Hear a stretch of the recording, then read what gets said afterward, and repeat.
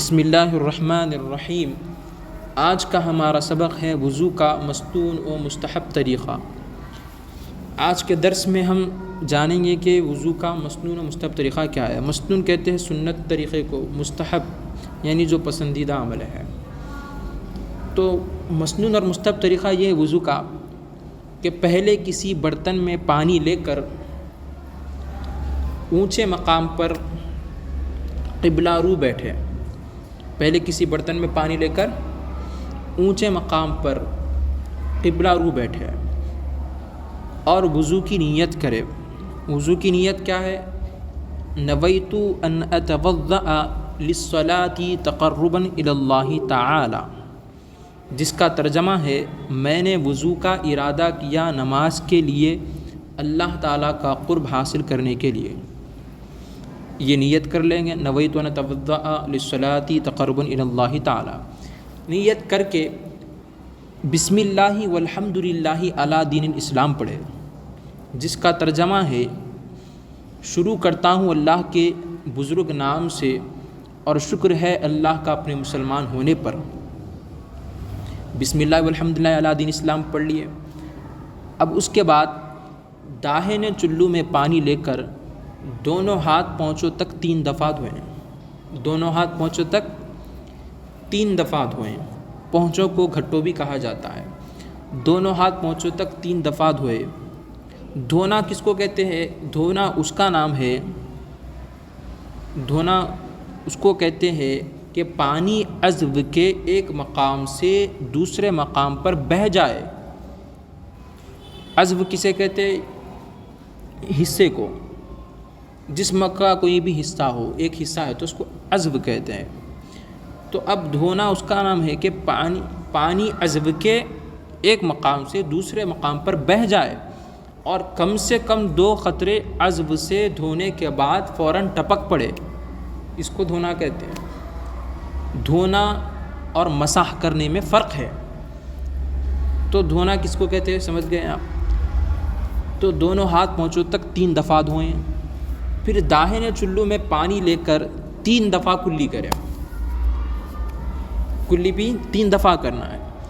کلی اس طرح کرے کہ پانی حلق تک پہنچ جائے۔ کلی کرنے میں اکثر حضرات کیا کرتے ہیں؟ لاپرواہی کرتے ہیں، بس تھوڑا سا پانی منہ میں لیتے ہیں، اس کو باہر پھینک دیتے ہیں۔ تو کلی صحیح طریقے سے نہیں کرتے۔ کلی کیسے کرنا چاہیے؟ کلی اس طرح کرے کہ پانی حلق تک پہنچ جائے۔ پانی کہاں تک پہنچنا ہے کلی میں؟ حلق تک پہنچنا ہے، جس کو ہمارے عرف میں غرغرہ کہتے ہیں۔ جو ہم پانی ڈال کے غرغرہ کیسا کرتے ہیں، اس طرح غرغرہ کرنا ہے کلی کے دوران۔ اب بشرطے کہ روزے دار نہ ہو۔ اگر روزے کی حالت میں ہے تو پھر اس وقت کیا کریں گے؟ غرغرہ نہیں کریں گے، کیونکہ غرغرے کے دوران پانی اندر جانے کا جو ہے اندیشہ ہوتا ہے۔ تو روزے کی حالت میں ہو تو پھر غرغرہ نہیں کیا جائے گا، ورنہ عام دنوں میں، عام ایام میں جو ہے جب ہم روزہ نہیں رہتے تو پھر جب کلی کیسے کرنا ہے؟ پانی حلق تک پہنچ جائے اور غرغرہ اس میں کرنا ہے۔ روزے دار نہ ہو تو غرغرہ کرے، روزے دار ہے تو پھر غرغرہ نہیں کریں گے۔ کلی کرتے وقت مسواک بھی کرے۔ کلی کرتے وقت مسواک کرے۔ مسواک کیسے کرنا ہے؟ مسواک کرنے کا طریقہ یہ ہے کہ مسواک کو داہنے ہاتھ میں، کون سے ہاتھ میں؟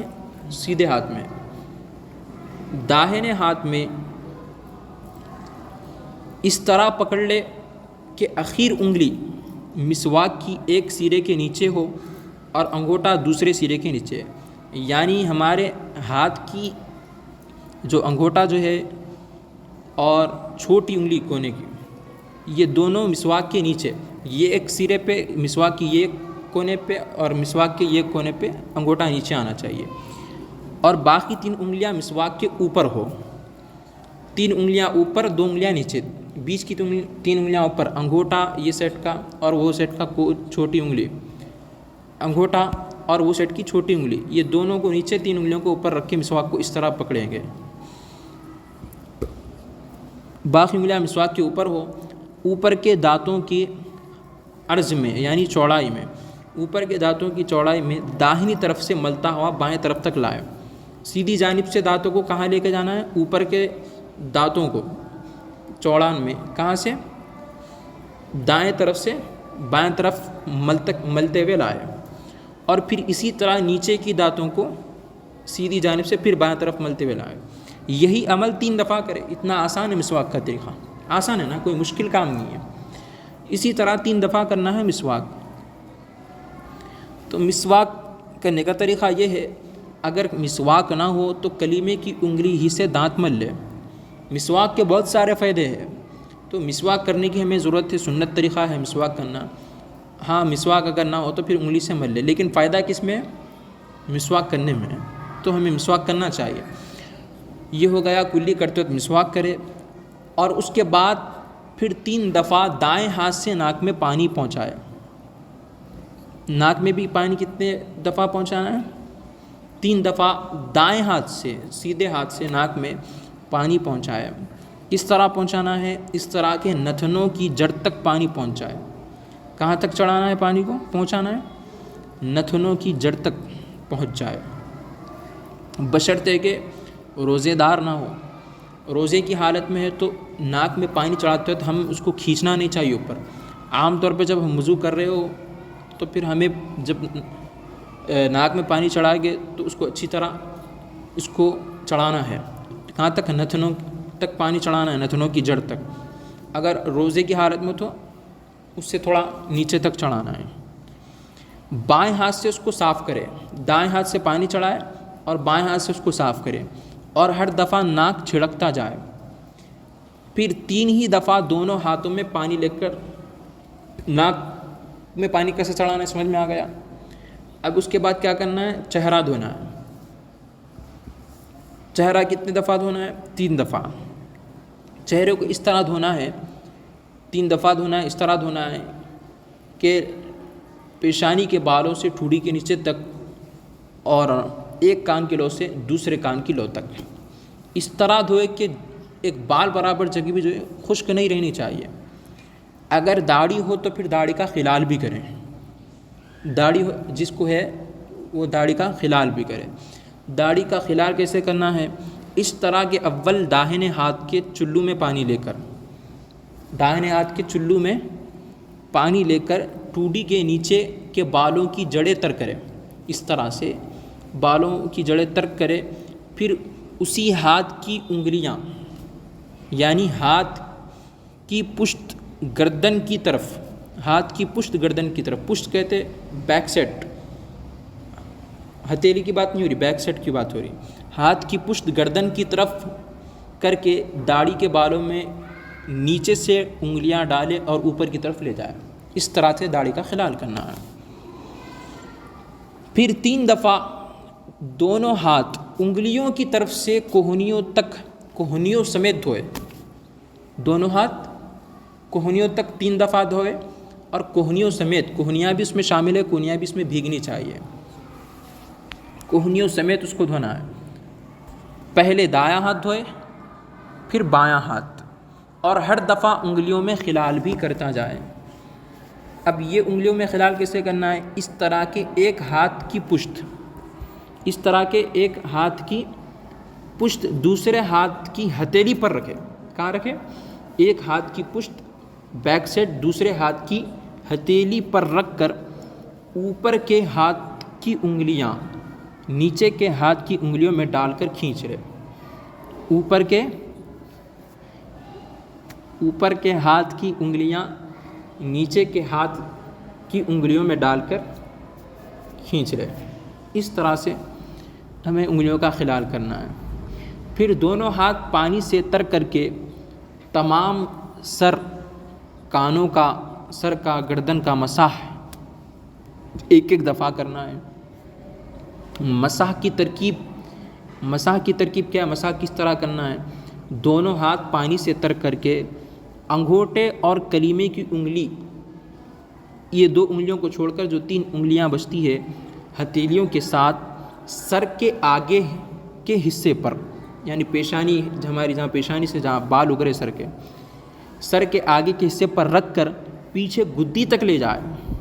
پیچھے گدی تک لے جائے، بالوں تک، پیچھے جو گدی کا جو حصہ ہے وہاں تک اس کو مسح کرے، وہاں تک انگلیاں اور ہاتھ، انگوٹھا اور یہ جو اس کے بعد شہادت کی جو انگلی ہے، یہ 2 انگلیاں چھوڑ کر باقی کی 3 انگلیاں اور ہتھیلی ہم کو آگے کے حصے، سر کے آگے کے حصے سے گدی تک لے جانا ہے، اور پھر پیچھے سے آگے لے آئے، اور پھر پیچھے سے آگے لے آئے، اس کے بعد کانوں کا مسح کرے۔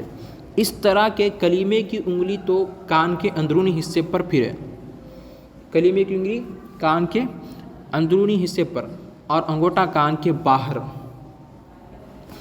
پھر انگلیوں کی پشت سے، یعنی انگلیوں کا جو بیک سائڈ ہوتا ہے، انگلیوں کی پشت سے گردن کا مسح کر لے۔ کانوں اور گردن کے مسح کے لیے نئے پانی کی ضرورت نہیں ہے، ایک ہی بار پانی لے لیں گے تو پھر اس طرح پورا مسح ہو جائے گا۔ سر کے مسح کے لیے لیا ہوا پانی ہی کافی ہے، البتہ اگر سر کے مسح کے بعد امامہ یا ٹوپی کو ہاتھ لگا ہے تو پھر جدید پانی سے تر کر لے، یعنی آپ سر کے اگلے حصے سے مسح کیے، گدی تک لے گئے، پھر اس کے بعد واپس لا لیے، پھر اس کے بعد آپ کیا کر رہے ہیں، اس کے بعد پھر آپ امامہ پکڑ کے ہاتھ سے پہن لیے، تو اب پھر آپ کو مسح تھوڑا باقی رہ گیا ہے کان کا اور گردن کا، تو پھر اب یہاں پہ آپ پھر امامے کو یا ٹوپی کو ہاتھ لگا کے آپ پکڑ کے سر پر رکھے ہیں، اور اس کے بعد باقی کا مسح آپ کر رہے ہیں کانوں کا، گردن کا، تو پھر اس صورت میں جدید پانی سے، نئے پانی سے ہم اس کو تر کر لیں گے ہاتھ کو۔ یہ ہو گیا مسح کرنے کا طریقہ۔ اب مسح کرنے کے بعد پھر دونوں پاؤں ٹخنوں سمیت 3 دفعہ مل کر دھوئے، دونوں پاؤں ٹخنوں سمیت، یعنی ٹخنے بھی اس میں شامل ہے، ٹخنے بھی بھیگنا چاہیے، 3 دفعہ ہم کو یہ مل کر دھونا چاہیے۔ اس طرح کے بال برابر جگہ بھی سوکھی نہ رہے، پہلے دایاں پیر دھوئے پھر بایاں پیر دھوئے، لیکن دونوں پاؤں بائیں ہاتھ سے ہی دھوئے، دونوں پاؤں بائیں ہاتھ سے، لیفٹ والے ہاتھ سے ہم کو دھونے ہیں، اور ہر دفعہ انگلیوں میں خلال کرے۔ خلال انگلیوں میں پیر کی کس طرح کرنا ہے؟ اس کا طریقہ یہ ہے کہ بائیں ہاتھ کی جو چھوٹی انگلی ہے اس کو دائیں بائیں دونوں پاؤں کی انگلیوں میں نیچے سے داخل کر کے اوپر کی طرف نکالے، نیچے سے داخل کر کے اوپر کی طرف نکالے۔ خلال کی ابتدا دائیں پاؤں کی چھوٹی انگلی سے کرے اور بائیں پاؤں کی چھوٹی انگلی پر ختم کرے۔ یہ پیر کی انگلیوں میں خلال کرنے کا طریقہ ہے۔ بس وضو ہو چکا۔ وضو ختم ہونے کے ساتھ ہی آسمان کی طرف منہ کر کے کلمہ شہادت اشہد ان لا الہ الا اللہ وحدہ لا شریک لہ واشہد ان محمدا عبدہ ورسولہ، اور یہ دعائیں پڑھے۔ اللہم اجعلنی من التوابین واجعلنی من المتطہرین، سبحانک اللہم وبحمدک، اشہد ان لا الہ الا انت، استغفرک واتوب الیک، یہ دعائیں پڑھے۔ پھر سورہ انا انزلنا پڑھ لیں، جس کو سورہ قدر کہا جاتا ہے۔ وضو کے درمیان میں بھی ہر عضو کو دھوتے وقت خاص دعائیں اور درود شریف پڑھتا جائیں۔ آپ ہاتھ دھو رہے ہیں، چہرہ دھو رہے ہیں، تو اس کی بھی خاص دعائیں ہیں، وہ دعائیں بھی پڑھتے جائیں اور درود شریف پڑھتا جائے۔ وضو کی خاص دعائیں، مستحبات وضو کے جو مستحبات ہیں اس کا جو ہم درس پڑھیں گے انشاءاللہ، تو اس میں پھر وہ بیان کی جائیں گی۔ وضو کے وقت اس بات کا لحاظ رہے کہ ایک عضو کو دھونے کے بعد اس کے خشک ہونے سے پہلے، یعنی اس کے سوکھ جانے سے پہلے دوسرا عضو دھونے لگ جائے۔ اعضائے وضو پر اگر کوئی ایسی چیز ہو، وضو کے جو اعضاء کو دھونے ہیں، چہرہ اور ہاتھ دھونا ہے، پیر دھونا ہے، تو اعضائے وضو وغیرہ وغیرہ، اعضائے وضو جو ہے اس پر ایسی چیز ہے کہ وہ پانی جسم تک نہیں پہنچ رہا اس کی وجہ سے، مثال کے طور پر موم ہے یا چربی ہے یا انگلی میں تنگ انگوٹھی وغیرہ، تو اس کو دور کر کے یا انگوٹھی وغیرہ کو حرکت دے کر اندرونی سطح جسم پر پانی پہنچائے، ورنہ وضو نہیں ہوگا۔ جسم پہ ایسی چیز ہے جو پانی کو جسم تک پہنچنے سے روکتی ہو، تو کیا کرنا چاہیے؟ اس چیز کو دور کر دینا چاہیے۔ انگوٹھی اگر ڈھیلی ہے، حرکت دینے سے اگر بھگ رہا ہے، انگلی بھگ رہی ہے تو پھر مسئلہ نہیں ہے، لیکن انگوٹھی ٹائٹ ہے، پانی اندر نہیں پہنچ سک رہا ہے تو پھر انگوٹھی اتارنا پڑے گا۔ تو بہرحال شرط یہ ہے کہ پانی جو آپ اعضاء دھو رہے ہیں اس پر پہنچنا چاہیے، اگر نہیں پہنچ رہا کسی وجہ سے تو وہ وجہ کو ہمیں اس کا حل کرنا چاہیے، اس کو دور کرنا چاہیے، ورنہ وضو نہیں ہوگا۔ وضو کا طریقہ جو بیان کیا گیا ہے فرض، سنت، مستحب سب امور پر مشتمل ہے۔ یہ جو ہم طریقہ ابھی پڑھے ہیں اس میں فرض بھی آ گیا، مستحب بھی آ گیا، سنت بھی آ گیا، سب طریقے سب امور پر یہ مشتمل طریقہ ہے۔ اب انشاءاللہ تعالیٰ پھر ہم آگے ہر ایک کو جدا جدا بیان کریں گے تاکہ بآسانی معلوم ہو سکے وضو میں کیا کیا چیزیں فرض ہے اور کیا کیا چیزیں سنت ہے اور کیا چیزیں مستحب ہے۔ فرض کیا ہوتا ہے؟ جن کے ترک کرنے سے وضو نہیں ہوتا۔ اگر وضو میں جو چیزیں فرض ہے، اگر وہ فرض اگر ترک کر دیے، چھوڑ دیے تو وضو نہیں ہوتا۔ اور سنت جو چیزیں ہیں وضو میں اگر اس کو چھوڑ دے، ترک کر دے تو وضو ہو جاتا ہے مگر کمی رہ جاتی ہے، نقص رہ جاتا ہے اور گناہ بھی ہوتا ہے، گناہ عائد ہوتا ہے۔ اور مستحب جو چیزیں ہیں اس کے ترک کرنے سے کچھ گناہ نہیں ہوتا لیکن کرنے میں ثواب ہے، اور وضو کی پوری تکمیل ہے، وضو کا پورا مکمل ایک پیکج جو طریقہ ہم پڑھے وہ پورا مکمل طریقہ آپ تکمیل کو پہنچے گا۔ تو ان باتوں کا ہمیں خیال رکھنے کی ضرورت ہے۔ جو طریقہ ہم نے ابھی پڑھا ہے، جانا ہے، آپ کے سامنے جو رکھا ہے وضو کا جو طریقہ، سنت پر اور مستحب فرض سب اس میں شامل تھے، اس طریقے سے ہمیں وضو کرنے کی ضرورت ہے تاکہ ہم سنت طریقے پہ بھی عمل کر سکیں اور مستحب طریقے پہ بھی عمل کر سکیں۔ فرض بھی شامل ہے اس میں، سب چیزیں اس میں شامل ہے۔ اللہ تعالیٰ سے دعا ہے کہ اللہ تعالیٰ ہمیں دین کی سمجھ عطا فرمائے اور علم دین حاصل کرنے کی توفیق عطا فرمائے اور اس پر عمل کی توفیق عطا فرمائے۔ وصلی اللہ تعالیٰ علی خیر خلقہ ونور محمد وعلی آلہ وصحبہ اجمعین والحمد للہ رب العالمین۔